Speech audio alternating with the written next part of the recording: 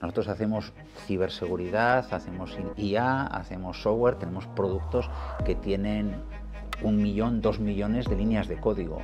Nuestro sector es, no le voy a llamar rígido, le voy a llamar conservador. Y el CEO de General Motors le llamó al CEO de General Electric a ver qué había pasado. Entonces me llamaron y me dijeron, sabemos que estás en tu luna de miel, pero creemos que es bastante conveniente que te conectes a esta teleconferencia. Aquí al final un poco estamos hablando de un iceberg, ¿no? De lo que se termina viendo, lo que se termina implementando es muy poco respecto a todo lo que se intenta, ¿no? No puedes permitirte pasar por un proceso de homologación de meses o de años porque tienes una vulnerabilidad que tienes que corregir rápido.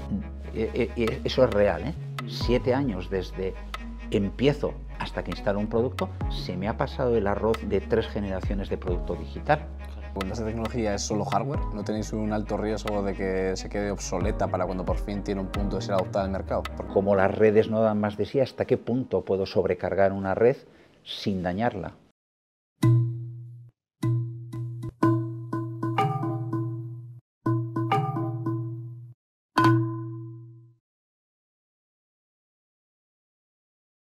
Este podcast está patrocinado por Mairu, el software que está revolucionando la gestión de procesos en las empresas. Con Mairu, olvídate de la rigidez de las herramientas tradicionales. Ahora podrás digitalizar tus procesos dejando atrás el papel y las hojas de cálculo. Gracias a su plataforma no-code, Mairu está diseñada para crecer contigo, permitiéndote optimizar y automatizar tus operaciones de manera sencilla y sin necesidad de conocimientos técnicos avanzados. Descubre todo lo que Mairu puede hacer por ti en mairu.digital. Va, Egunon. Bienvenidos a otro episodio del podcast Entre Líneas. Hoy tenemos a Óscar Fernández, Chief Technology Officer de Arteche. Óscar, ongi etorri eta eskerrik asko. Muy bien, muchas gracias por invitarnos. A ti por venir. Y Óscar, si te parece, empieza ya contándonos. ¿Qué se hace como Chief Technology Officer en Arteche? Se hacen muchas cosas como Chief Technology Officer de Arteche. Igual se me olvida alguna, ¿no? Pero en principio mi ámbito de responsabilidad estamos dividido en 5 ámbitos, ¿no? Uno que es obvio cuando lo piensas en tecnología, que es lo que es los proyectos de desarrollo, el I+D, los nuevos productos que se desarrollan dentro del Grupo Arteche.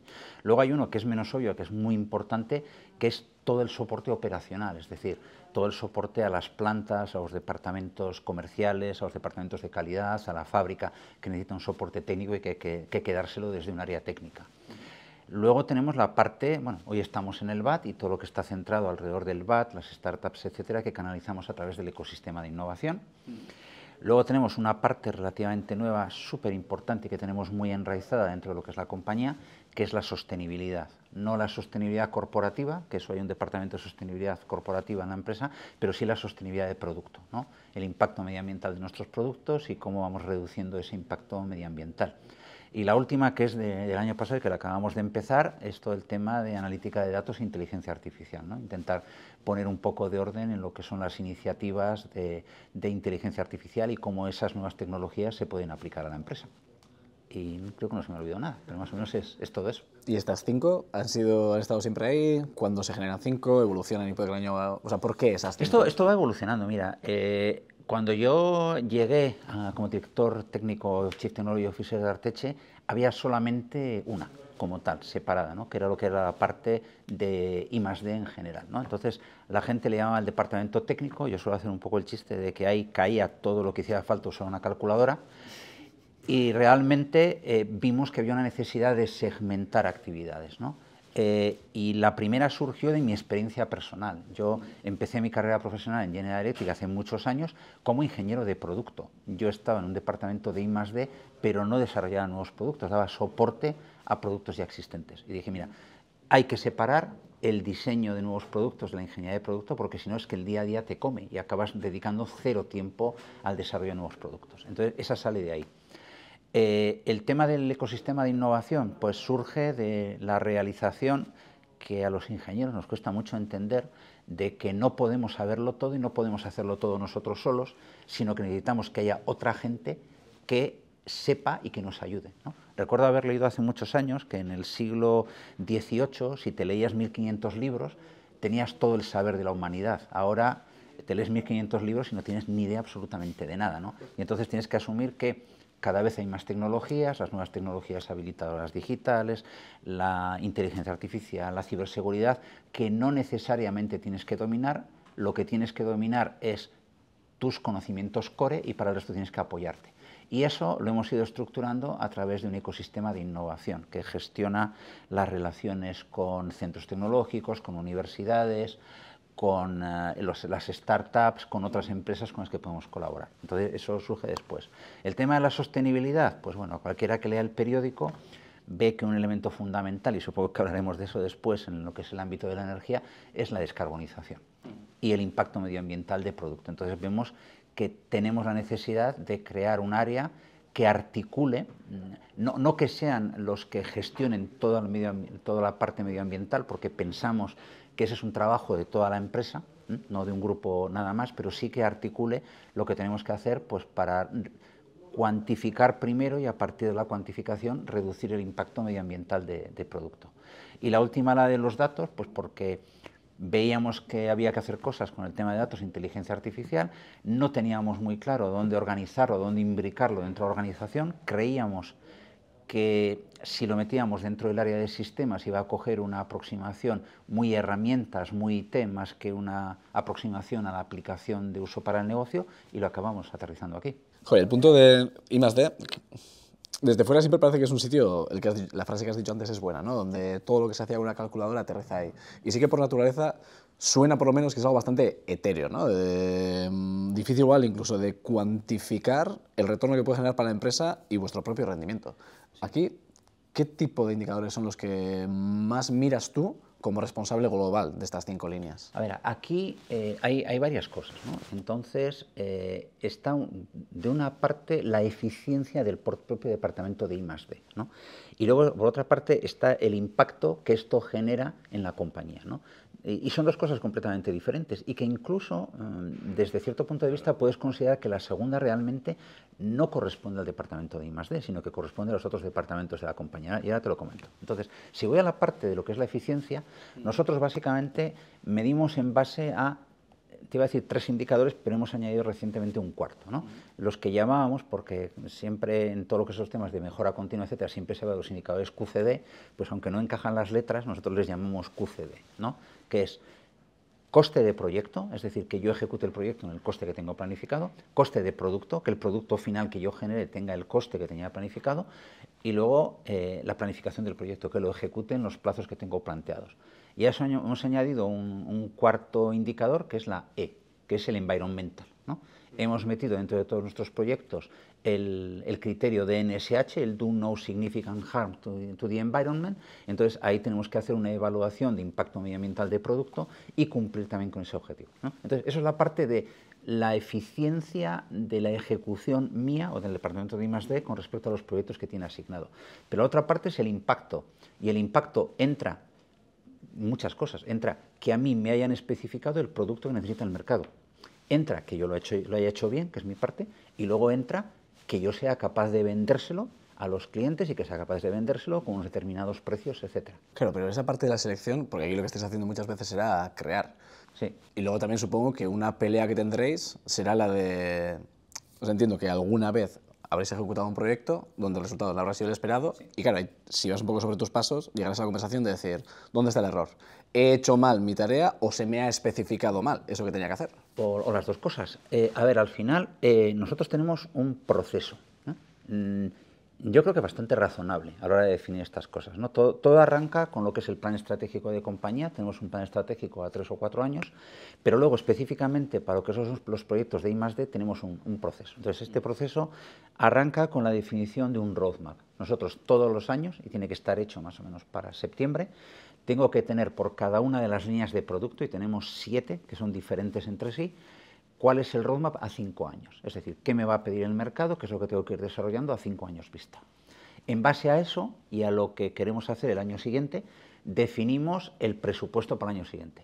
Cuántas personas, cuántos recursos, cuánto dinero para gasto y para inversión.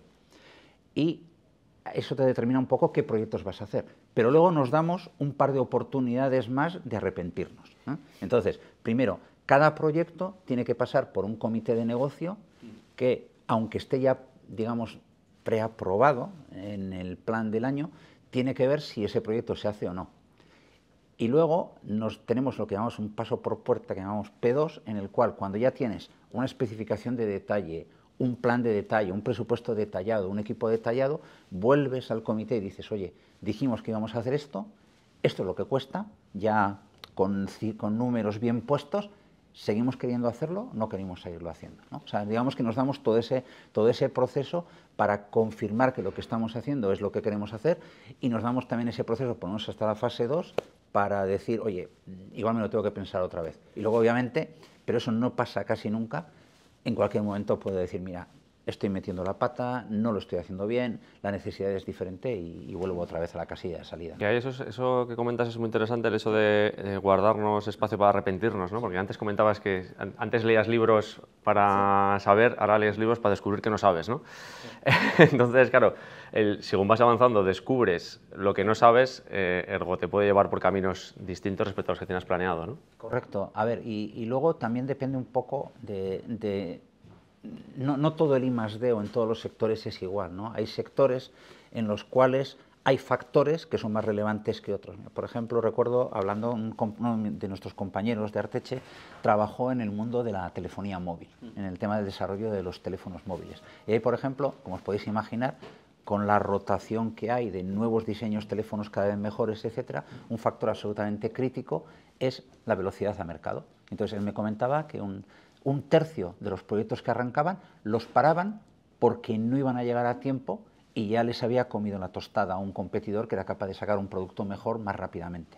En el mercado de energía no pasa eso, o sea, ese factor no es un factor relevante y normalmente está más claro, porque es un mercado que se mueve más a largo plazo, lo que tienes que ir haciendo, con lo cual la posibilidad de que en un momento que ya estás avanzado en un proyecto tengas que dar vuelta atrás es muy baja, no nos suele pasar. Sí que nos pasa que nos arrepentimos de partida porque de repente decimos, oye, que pensábamos que, pero realmente es una cosa diferente, pero yo creo que no lo he visto prácticamente igual una vez en 7 años, que digamos, no, estoy equivocado, paro y vuelvo atrás. Es muy burocrático ese proceso, lo que has descrito previamente, desde no tener ni idea. No, porque no somos una empresa lo suficientemente grande como para ser terriblemente burocrática. O sea, al final somos relativa poca gente la que participa en ese proceso de decisión, estamos muy cercanos físicamente, con lo cual es muy sencillo. Luego también somos bastante flexibles, ¿no? Tenemos programados comités de negocio mensuales, pero el comité de negocio ad hoc, que es, y nos pasa a veces, oye, que ha surgido un tema esta mañana y necesito tomar una decisión para esta tarde. Oye, pues quedamos dentro de una hora y definimos. No solo revisamos temas de proyectos, hay otras cosas que saben, pero muchas veces nos pasa, oye, nos juntamos a las 12 porque para la 1 tenemos que tener una decisión sobre un tema concreto, ¿no? Aquí en este caso entiendo que normalmente cuando hablamos de innovación, el hecho de ser rígido y trabajando más a largo plazo suele ser una desventaja. En este caso es una ventaja, porque es como, bueno, contamos con una expectativa más certera, ¿no?, que igual que en otros sectores, ¿no? Sí, aunque también te digo una cosa, con el tema de la rigidez. Esto lo comenté, no sé si los clientes que estaban en la sala lo apreciaron, en las jornadas GIEC que organiza cada 2 años Tecnalia, y en la que hay gente de compañías eléctricas, etcétera, que nuestro sector no le voy a llamar rígido, le voy a llamar conservador, ¿no? ¿Cuál es la diferencia? ¿Cuál es la diferencia de ese matiz? La diferencia, rígido es el que no quiere cambiar, para mí, por lo menos, y tú ves siempre un interés por parte de nuestros clientes en desarrollar nuevas tecnologías, en buscar nuevas soluciones. Lo que pasa es que luego, una vez que ya las tienen, les cuesta un montón dar el paso a realmente ponerlas, ¿no? ¿Y por qué crees que es eso? ¿Por qué es eso? ¿Por miedo? Porque estamos altas hablando inversiones? de un sector muy crítico. Entonces, no sé quién dijo la frase de los experimentos con gaseosa, pero claro, tú imagínate que tomas una decisión que un error con respecto a la implantación de un producto, de una solución, puede llevar a que apagas toda España. Yo, en vidas pasadas, en compañías anteriores, y esta es cierta, en mi luna de miel, el primer día, tuve que dejar a mi mujer, recién estrenada mujer, colgada visitando una catedral, no me acuerdo todavía ahora exactamente de dónde, porque me dijeron que tenía que conectarme a una teleconferencia porque habíamos dejado la mitad de la provincia de Zaragoza, o alguien decía que éramos nosotros los responsables de haber dejado la mitad de la provincia de Zaragoza a oscuras y habíamos parado la planta de General Motors de Zaragoza. Yo trabajaba en General Electric y el CEO de General Motors le llamó al CEO de General Electric a ver qué había pasado. Y entonces me llamaron y me dijeron, sabemos que estás en tu luna de miel, pero creemos que es bastante conveniente que te conectes a esta teleconferencia. Entonces, o sea, y tuviste el valor de seguir en el mismo sector y tu mujer no te peleó eso, no te dijo, sigo con la misma mujer, además. A ver, no, sinceramente, o sea, es un sector extremadamente crítico. Entonces, lo que comentaba en esas jornadas, es un sector que estamos acostumbrados a hacer procesos de homologación muy estrictos y muy largos, pilotos, repilotos, vuelvo a hacer el piloto, monto el equipo nuevo que me mandas en paralelo con el que tengo de toda la vida, espero 2 años o 3 a ver cómo funcionan. Entonces, cuesta mucho el cambio. ¿Y qué es lo que yo estoy viendo? Y que yo creo que algunos de nuestros clientes empiezan a ver también. Un tema clarísimo, ciberseguridad. Se detecta una debilidad en ciberseguridad y la tengo que corregir de inmediato. No me vas a hacer pasar por un proceso, no puedes permitirte pasar por un proceso de homologación de meses o de años porque tienes una vulnerabilidad que la tienes que corregir rápido. Y luego todo lo relacionado con las tecnologías digitales pasa lo mismo. Si espero 7 años, eso es real, 7 años desde empiezo hasta que instalo un producto, se me ha pasado el arroz de 3 generaciones de producto digital. Entonces, tendríamos que tener mecanismos que nos permitan ser más ágiles a la hora de validar y de homologar. ¿Quién sabe? Y no estamos ahí ni de lejos, si igual la inteligencia artificial nos puede ayudar ahí, de cara a ser más rápidos y más flexibles, no lo sé. ¿Y dónde está la innovación en vuestro sector entonces? ¿Dónde está la innovación en nuestro sector? O sea, me refiero respecto a esta... O sea, tiene sentido todo lo que has dicho, que sean conservadores, porque al final el experimento de la base de eso, ¿no? Si esa pequeña aventura, claro, no es que le puedas generar inconveniencias a un cliente, sino que media provincia de Zaragoza se queda sin electricidad con todo lo que conlleva. ¿Cómo se hace, o cómo se adopta más bien desde el punto de vista del cliente esa innovación? ¿En qué áreas? Pues es lo que te decía, que yo no lo veo como rígido porque nuestros clientes son muy innovadores. Lo que pasa es que necesitan pasar por ese proceso de experimentación y de pilotaje. Tenemos clientes que están trabajando en virtualización de sistemas de protección de subestaciones. Es pasar de tener dispositivos físicos a pasar a tener dispositivos virtualizados en servidores centralizados en la nube. Tenemos clientes que están trabajando, con los que estamos trabajando, en temas de algorítmica para gestión de mantenimiento o para un tema que es muy importante ahora de rating dinámico, es decir, como las redes no dan más de sí, ¿hasta qué punto puedo sobrecargar una red sin dañarla? Gemelos digitales, robótica. O sea, si vas a cualquier compañía eléctrica verás que están todos trabajando en robotitos de diferentes tipos. Está muy de moda el perrito robot, ese que se mueve, para hacer inspección, para hacer termografía, o sea, ver situaciones de calentamiento en equipos en las subestaciones. No, hay un montón. De hecho, es un sector que tiene una actividad investigadora y de I+D y de inversión por parte de clientes, como pueda ser aquí cerca un Iberdrola, muy alto, pero que luego, cuando llega el momento de la implantación a larga escala, pues tiene que pasar por unos mecanismos de aseguramiento de que esa solución no me va a crear un problema, ¿no? Aquí al final un poco estamos hablando de un iceberg, ¿no? De lo que se termina viendo, lo que se termina implementando es muy poco respecto a todo lo que se intenta, ¿no? Digamos, tienes un embudo en el que entran muchas ideas, se ponen en marcha, ¿no?, muchos proyectos, lo que pasa es que tienes que pasar muchas fases de validación, ¿no?, y de aseguramiento de que esa solución se va a implementar bien y que no va a generar ninguna contingencia negativa. Entonces, eso provoca que se intenten, ¿no? Entiendo que igual es así, ¿no?, que intentas muchas cosas, pero luego aquellas que terminan implementándose son muy pocas, el ratio es muy bajo respecto a lo que... No tan bajo el ratio, pero es la dimensión temporal, ¿no? Sí que salen muchas cosas, pero que van tardando mucho tiempo, ¿no? Mira, nosotros tenemos un caso concreto en Arteche, que es un caso de éxito en estos momentos espectacular para nosotros. Nosotros apostamos por la tecnología óptica para medida, los transformadores ópticos, hace como 15 años, ¿no? Compramos una startup que era una un spin-off de la Universidad de Sydney en Australia. O sea, nos fuimos hasta Australia para buscar la tecnología, nos la compramos, desarrollamos una tecnología, la implementamos y durante pues, prácticamente 15 años ha sido una tecnología que ha ido pues, sin acabar de calar, sin acabar de salir al mercado. Y ahora, después de 15 años, es cuando estamos viendo un boom de ese tipo de tecnología, muy asociado a la implementación de lo que es la eólica marina, que es un producto que es espectacular para el tema de la eólica marina, pero que bueno, ha requerido pues, un proceso muy largo, más que de...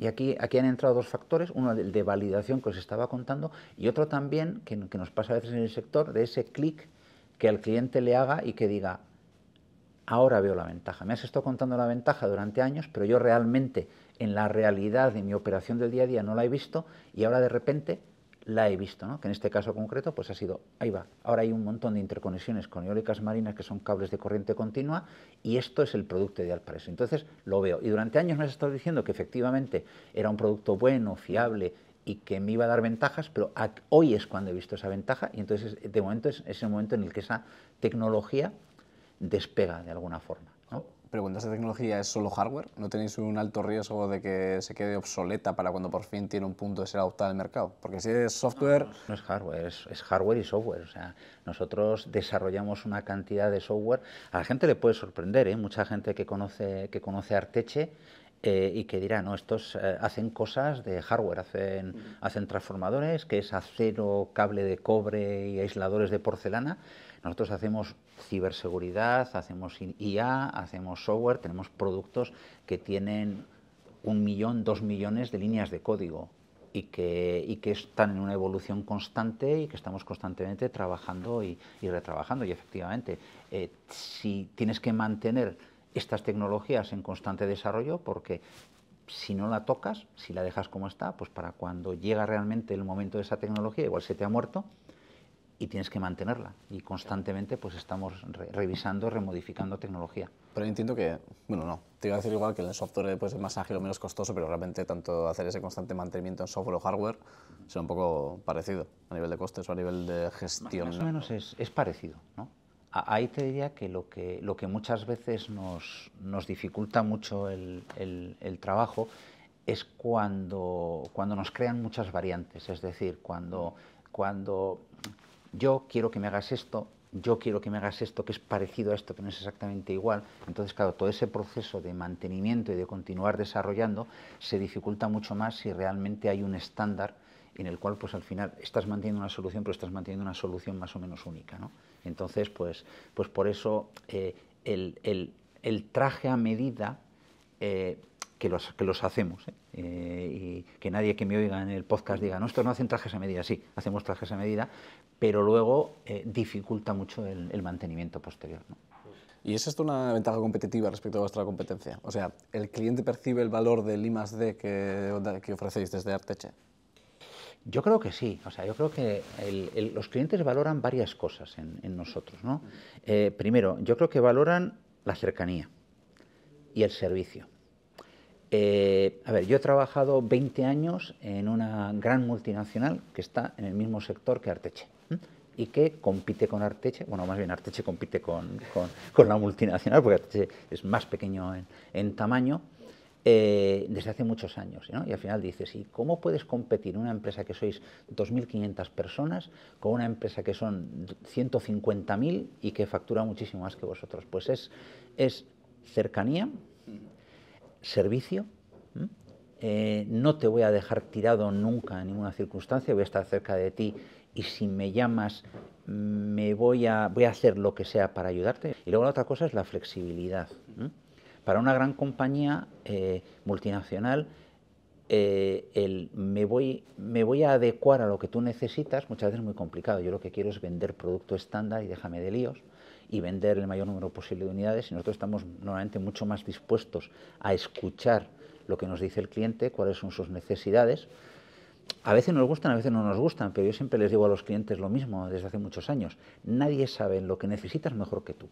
Entonces yo no te voy a decir a ti lo que necesitas, lo que voy a hacer es ver en qué forma puedo ayudarte a que tengas lo que tú necesitas. Yo creo que nuestros clientes lo valoran y en las encuestas de satisfacción de cliente que hacemos todos los años y que lidera nuestro departamento de comunicaciones y de marketing, pues se ve reflejado, ¿no? Siempre nos valoran muy alto en temas de servicio, en temas de calidad y en temas de capacidad técnica, normalmente. Al hilo de lo que estás comentando ahora entre la igual diferencia de grandes corporaciones y empresas que compiten con ellas, ¿no? Aunque no sean tan grandes, también con cierto tamaño, el hecho de, leía no hace tanto, el hecho de que a veces las grandes corporaciones multinacionales son más un agente financiero que un agente de servicio. El hecho de que, porque mucho de su ingreso se basa ya más en finanzas, más en actuar más como no un proveedor de servicio o de solucionador de problemas, sino más como un agente. O sea, yo con mi capacidad lo que hago es ayudarte a nivel financiero, es lo que me da mi fuerza para que tú me elijas a mí respecto a otro, ¿no? Y en cambio estas otras compañías, como puede ser el caso de Arteche, están más pensando en el producto, en el servicio al cliente, y que es como son batallas diferentes, ¿no? Entonces por eso también al final es tener ese hueco en el mercado, ¿no? Sí. A ver, te diría no tanto como una financiera, pero sí que es cierto que muchas veces la gran compañía tiene unos intereses un poco muy marcados, ¿no? Entonces, son compañías que están más interesadas en los grandes proyectos, en el producto muy estándar, muy repetitivo, y a las cuales pues la necesidad específica que pueda tener un cliente o un proyecto relativamente pequeño, pues les resulta pues poco atractivo, poco interesante, ¿no? Yo una vez lo decía con un compañero que me hablaba, pues a raíz de que, no sé si era, creo que era mi antigua compañía, General que había cerrado o había vendido un negocio, y decía, ¿cómo han cerrado esto? Y les decía, es que a una corporación de ese tamaño, un negocio de 100 millones de euros de facturación al año le molesta, es una distracción, ¿no? Y en cambio para nosotros ese tipo de negocio, ese tipo de producto, pues puede ser muy interesante y le estamos dando un servicio al cliente que el cliente necesita y que de repente pues se puede encontrar con que han desaparecido producto del mercado que puede ser muy necesario para él, pues porque realmente para la gran corporación no es atractivo, ¿no?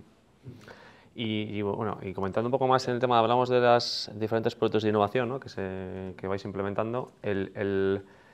¿Estas innovaciones son más incrementales o más disruptivas? En el sentido de decir, ¿son más mejoras incrementales de mejoramos un poco lo anterior o más de introducimos algo 10 veces más disruptivo de lo que veníamos? Hemos ido evolucionando estos últimos años más hacia la parte disruptiva.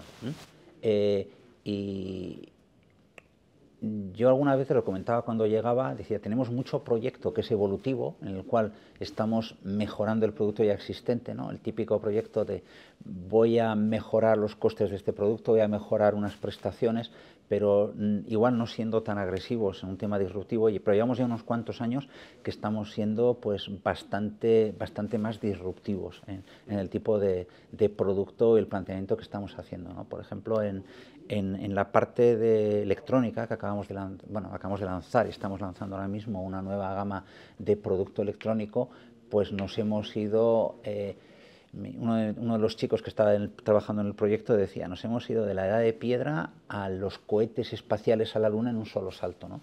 Porque hemos dado un salto tecnológico pues muy importante, ¿no? Nos hemos puesto pues muy ambiciosos con respecto a la funcionalidad, las capacidades de proceso, la ciberseguridad y la funcionalidad que hemos añadido, ¿no? Planteándonos además no el hacer un producto, sino el hacer una plataforma flexible y bastante avanzada que nos permita desarrollar sobre ellos muchos productos, ¿no? Entonces, yo creo que ahí hemos dado ese paso a ser mucho más disruptivos, ¿no? Y que además, pues incluso cuando nos metemos en algunos proyectos que antes podían ser evolutivos, nos lo planteamos desde el punto de vista, vale, pero eso está muy bien, ¿no? Pero ¿cuál puede ser el paso siguiente, ¿no? ¿Qué puedo hacer que sea más diferenciador y no quedarme ahí, ¿no? ¿Y cómo hacéis para buscar evidencias de que esas innovaciones disruptivas, y supongo que la inversión o el movimiento económico que hay detrás será relevante, no son riesgos locos en un mercado tan conservador como es el eléctrico que acabas de decir? Esa... Igual te he pillado un poco ahí, ¿eh? No me has pillado, pero es que esa es la discusión interna muchas veces constante, ¿no? Aquí hay un ejemplo reciente muy claro, pero es que no os lo puedo contar muy en detalle porque está sujeto a NDAs y cosas de estas, y luego, como suelo decir internamente en la casa, si te lo cuento, luego te tengo que matar, como en las pelis de espías, ¿no? Pero sí que estamos teniendo, por ejemplo, mucha discusión interna porque hay una tecnología que vemos que está ahí, que puede llegar, que los clientes hablan mucho de ella, que los clientes tienen una división de opinión interna muy fuerte con respecto a la tecnología. Entonces tú hablas con algún cliente y te dice, esto es muy interesante, aunque todavía no. Otro me ha llegado a decir, no mientras yo viva, esto no se va a hacer mientras yo viva, igual cuando yo me jubile lo hacen. Es que está un poco peliculero, el argot interno de Arteche. Por encima de mi cabeza. Este no es de Arteche, este es un cliente que lleva un departamento importante de una compañía eléctrica española, que me dijo, mira, yo a este tema voy porque estoy en un grupo de trabajo en el que invitan a comer bastante bien, textualmente, pero por encima de mi cara, esto no se va a hacer. Internamente lo estamos discutiendo bastante, porque claro, vemos que es una apuesta a 10-12 años vista, y una apuesta a 10-12 años vista en la cual vas a hacer una inversión importante, pues al final tenemos que estar todos alineados, ¿no? Entonces ahí estamos con nosotros, con el director general, llegamos hasta el nivel de CEO, y es una apuesta importante. Claro, y encima es binario, porque si es o apuestas o no apuestas, si no hay... Y además es o apuesto ahora, o si al final esto pasa no llego. Entonces tengo que apostar ahora, si no apuesto ahora no llego, pero tengo cero garantías de que esto realmente vaya a prosperar, ¿no? Y además de esta, un poco en general del sector eléctrico, un poco esos puntos de innovación, o igual tendencias, al igual que esta, ¿cuál ves? A ver, la tendencia brutal, aquí es donde me voy a meter lo de las 4Ds que os decía fuera de esto, pero explicado de otra manera. Mira, se lo contaba el otro día a alguien y me decía, joder, se entiende muy bien, ¿no? ¿Qué es lo que está pasando? Y bueno, yo empecé a trabajar en el sector de energía en el año 89, hace ya una temporada. Y el sistema eléctrico de ahora no se parece absolutamente en nada al sector eléctrico de antes. El de antes era muy fácil. Bueno, seguro que los de las compañías eléctricas dicen que no era tan fácil, ¿no? Pero tú generabas electricidad donde se podía, térmicas donde había carbón, e hidráulicas donde había agua, no sé qué. Se consumía en las ciudades y en los centros industriales. Y tenías un sistema eléctrico que era muy lineal, muy poco mallado, ¿no? De alguna forma. Y eso se podía gestionar con un sistema muy poco automatizado. Había algo de automatización en las subestaciones grandes de transmisión de alta tensión y apaga y vámonos. ¿Qué ha pasado? Esto se ha complicado un montón. Descarbonización. Lo eléctrico es bueno, todo lo demás es malo. Con lo cual, cada vez más usos eléctricos. Energías renovables. Genero en todas partes y con generadores muy pequeños. La red tiene que crecer de una forma masiva. Los consumidores ya no son consumidores, ahora son prosumidores. Ahora a veces genero, a veces consumo. Entonces hay un montón de cosas que han pasado alrededor del sistema que son diferentes. Y ese sistema es absolutamente inmanejable sin automatizar y sin digitalizar. Y entonces hay que digitalizar todo. Y ahora mismo, con respecto a hace 30 y tantos años, sigue automatizada, más automatizada la parte de alta tensión. Hay muchas cosas a nivel de contador inteligente en tus casas y en medio hay un agujero, en algunos casos, bastante importante. Todos los centros de transformación que están cerca de tu casa que te sirven, ahí no hay... Voy a corregir porque los developers se enfadarían porque han hecho un trabajo muy importante y una inversión muy grande en conseguir hacer eso, pero en la mayoría de las compañías eléctricas del mundo ahí hay muy poca cosa y ese sistema es inmanejable. Entonces, ¿qué necesitas? Nuevas tecnologías, necesitas Big Data, necesitas inteligencia artificial, necesitas nuevos algoritmos, necesitas un montón de cosas. Lo que os comentaba antes del rating dinámico. No tengo, porque además el sistema, como sabéis, está regulado, entonces las inversiones vienen reguladas por los organismos reguladores, e igual no tengo aprobadas las inversiones para incrementar la red todo lo que necesito, entonces la tengo que sobrecargar. ¿Y cuánto lo puedo sobrecargar? Sin cargarme los cables o sin cargarme un transformador. El otro día estaba hablando con gente de Iberdrola, pues de todo el trabajo que están haciendo en algorítmica e inteligencia artificial a nivel de mantenimiento predictivo, ¿no? Y de intentar entender todos esos equipos que tengo que son cantidades masivas de equipo, de cantidades masivas de instalaciones, qué fiabilidad tienen, cuándo me van a fallar, cuándo me pueden fallar potencialmente, porque cada vez cada elemento del sistema es más crítico, ¿no? Entonces, ahí hay un elemento de digitalización brutal que es lo que va a cambiar, bueno, no lo que va a cambiar, lo que está cambiando ya desde hace unos años todo lo que está pasando en el sector de energía. Y luego hay otras cosas por ahí, pero que a nosotros, por ejemplo, como Arteche nos afectan menos. Yo me esperaría un rebote a corto o medio plazo de la energía nuclear, con instalaciones más pequeñas, más eficientes, más rápidas, más fáciles de instalar, pero es que si no va a ser muy difícil que se cubran las necesidades de generación, y ya se ve que hay muchos países que se están moviendo también en esa dirección. Fundamental y cada vez más, lo que os comentaba antes, almacenamiento de energía.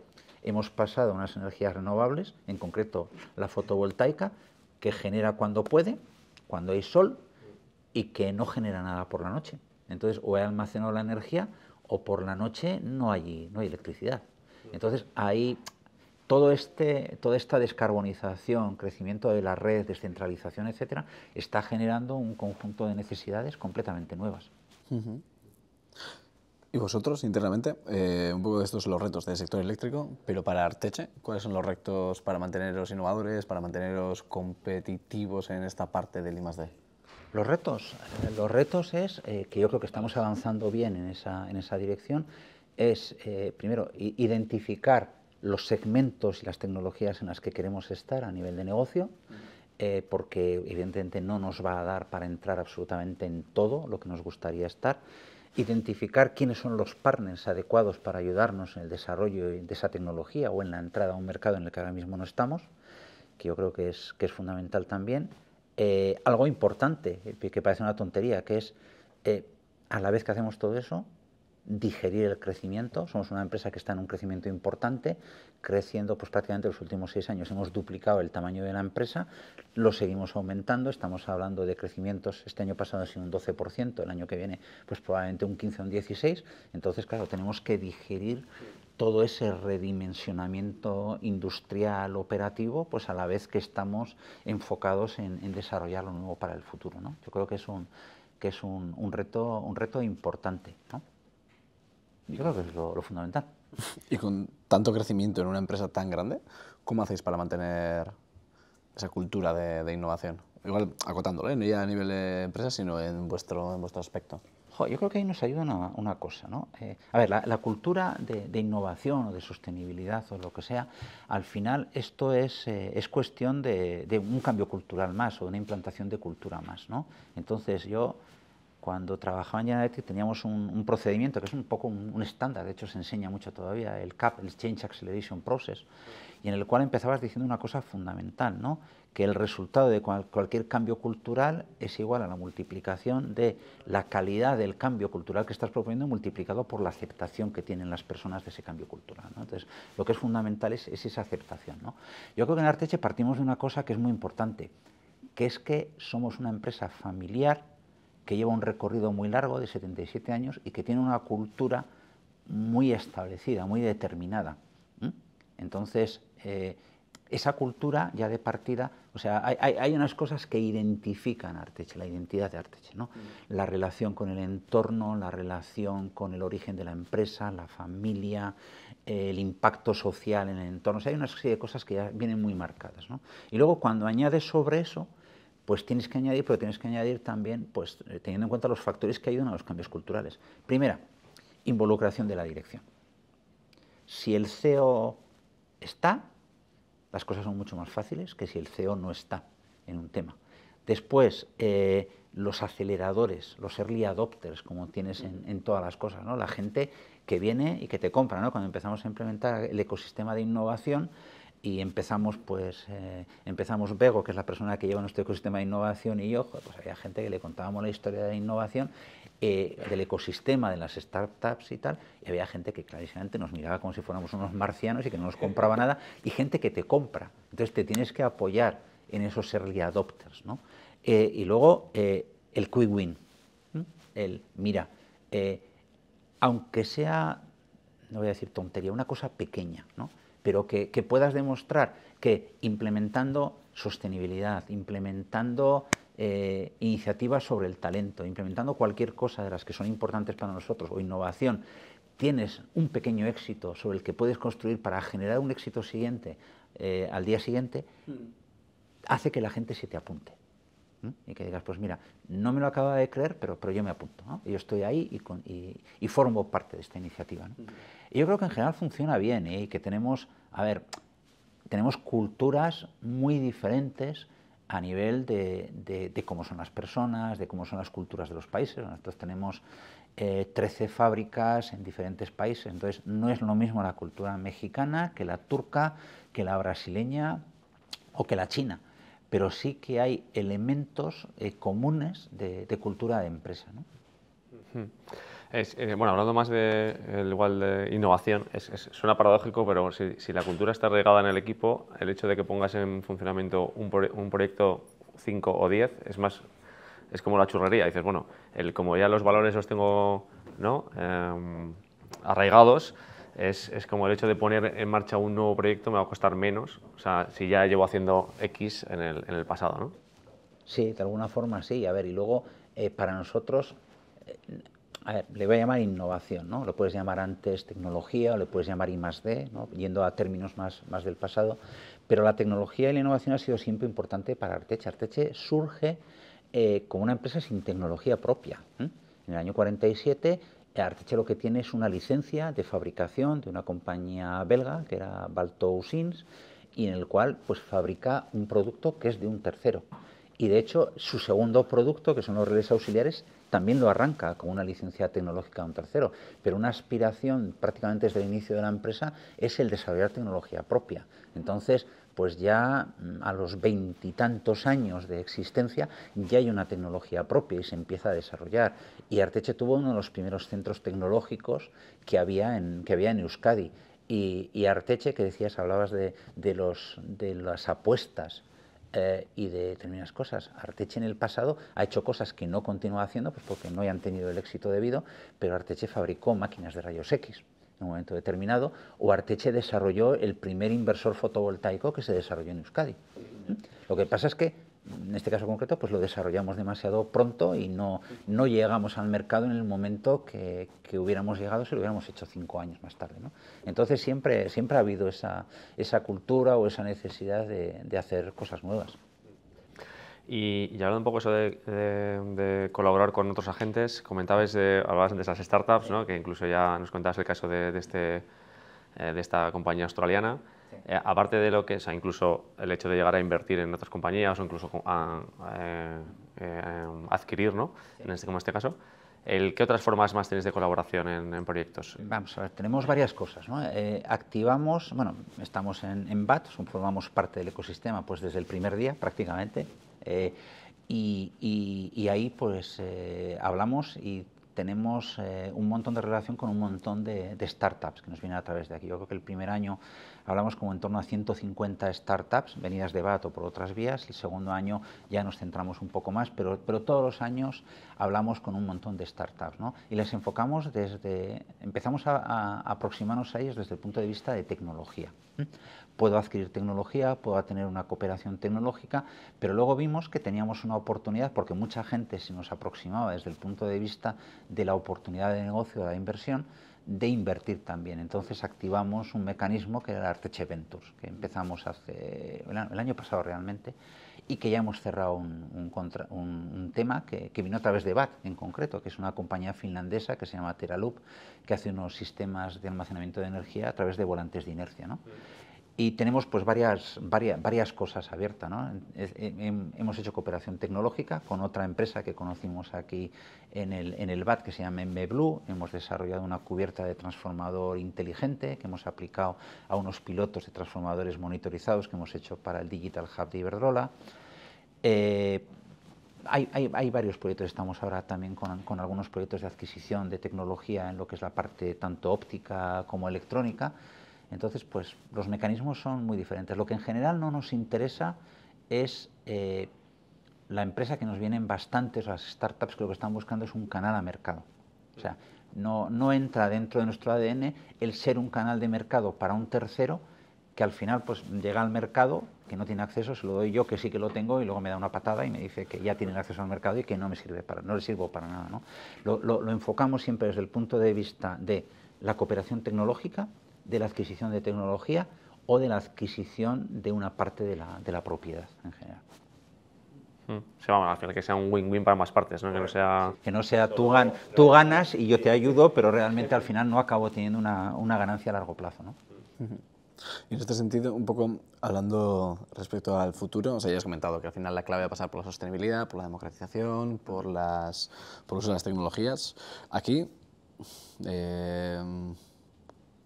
¿alguna actividad clave que estéis haciendo de estas que puedas compartir, de estas innovaciones importantes? ¿Alguna experiencia igual con inteligencia artificial que ya habéis añadido, como esta plataforma, nuevo producto que has comentado antes? A ver, ¿qué te puedo contar? Porque hay cosas que en este momento... Que se pueda entender para gente que no sepa del sector también eléctrico. Ya le estás dando una vía más. A ver, como te decía, estamos, más que tecnología, en sectores concretos en los que estamos interesados y que está en nuestro plan estratégico, está toda la parte óptica. O sea, ahora mismo tenemos una solución óptica muy buena, pero es una solución para unas aplicaciones concretas. Pensamos que hay vida en la óptica más allá de lo que estamos haciendo, entonces es un tema que nos interesa tanto a nivel de colaboración tecnológica como de potencial adquisición de empresas. Os he mencionado almacenamiento de energía. Almacenamiento de energía va relacionado con la tecnología de electrónica de potencia, que es una tecnología que no tenemos en este momento en el grupo y que queremos también desarrollar de alguna manera. Os he hablado un poco del tema de virtualización. El tema de virtualización nos interesa también y estamos trabajando en soluciones de virtualización. Principalmente, esos son, diría, los 3 temas principales ahora mismo que se puedan contar. Y luego, evidentemente, estamos con los ojos abiertos, vemos a ver qué es lo que surge en el mercado, qué oportunidades surgen, y algunas pues las manejaremos de forma orgánica mediante desarrollos propios o en cooperación con otros, y otros simplemente pues por vía inorgánica, pues a través de adquisiciones, si se presentan. Perdona, ¿cuál es ese proceso de trabajar de ojeador o de ojeadoras de esas nuevas tecnologías? ¿Tenéis dentro del departamento de I+D unos perfiles que son esos oteadores de nuevas tendencias? ¿Es algo que no está tan estructurado y surgen conversaciones? Pues aquí esto es un complemento de varias cosas, es decir, uno de los objetivos que nos planteamos cuando arrancamos con lo que era el ecosistema de innovación fue implantar un sistema de vigilancia tecnológica. Entonces lo hemos hecho en base a una herramienta que se llama Inguma. Ah, sí, de Mondragón, ¿no? Sí, ya los conozco. Eneco... Sí. Sí, ya lo conozco. Correcto. Pues hemos montado Inguma, llevamos ya 1 año y pico, más o menos, con Inguma, y eso pues es una fuente de información importante. Otra fuente de información importante es la gente nuestra que está en contacto con el mercado, nuestros product managers y nuestra gente comercial que está en contacto con el mercado y que nos está haciendo lo que están viendo en el mercado, aunque siempre la visión es un poquito más a corto plazo, ¿no? Lo que estoy viendo ahora. Una tercera, que es muy importante, es la participación en grupos de trabajo y en entidades de normalización o de desarrollo, ¿no? Entonces, nosotros somos miembros del CIGRE, la Conferencia Internacional de Grandes Redes Eléctricas. Tenemos gente que participa como en 50 y tantos grupos de normalización de la Comisión Electrotécnica Internacional, incluso que lidera algunos grupos de normalización, y entonces ahí estás viendo las tecnologías.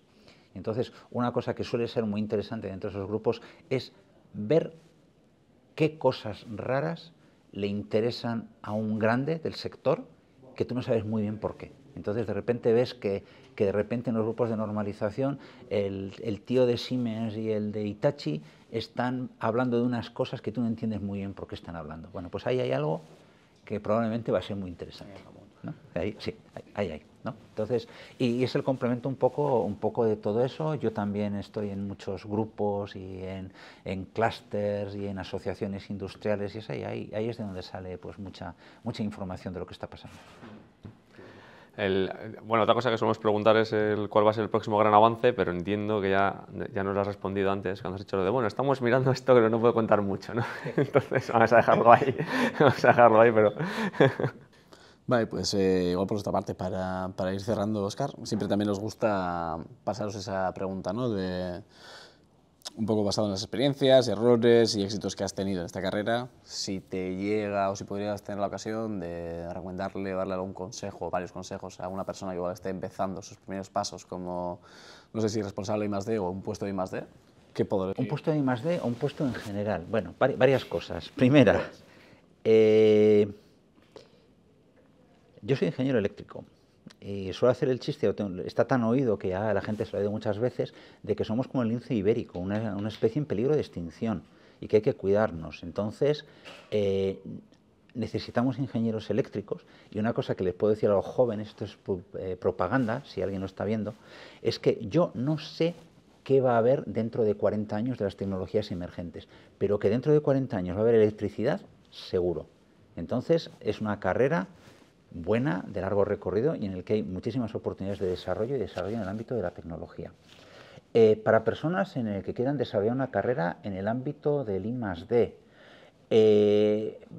cosa fundamental, curiosidad, ganas de hacer cosas diferentes. Yo como alguna vez me han dicho, no hay un pantano o un charco en el que no me quiera meter. En general me meto en todos los charcos que hay e intento meterme en todas las cosas que puedo. Y como una cosa curiosa, nunca es demasiado tarde para estar en el I+D o para meterse otra vez en el I+D. Yo cuando entré en Arteche llevaba 20 años fuera del I+D, llevaba 20 años sin hacer I+D, y sorprendentemente a la gente de Arteche le pareció que podía aportar en el departamento de I+D. Entonces es una oportunidad.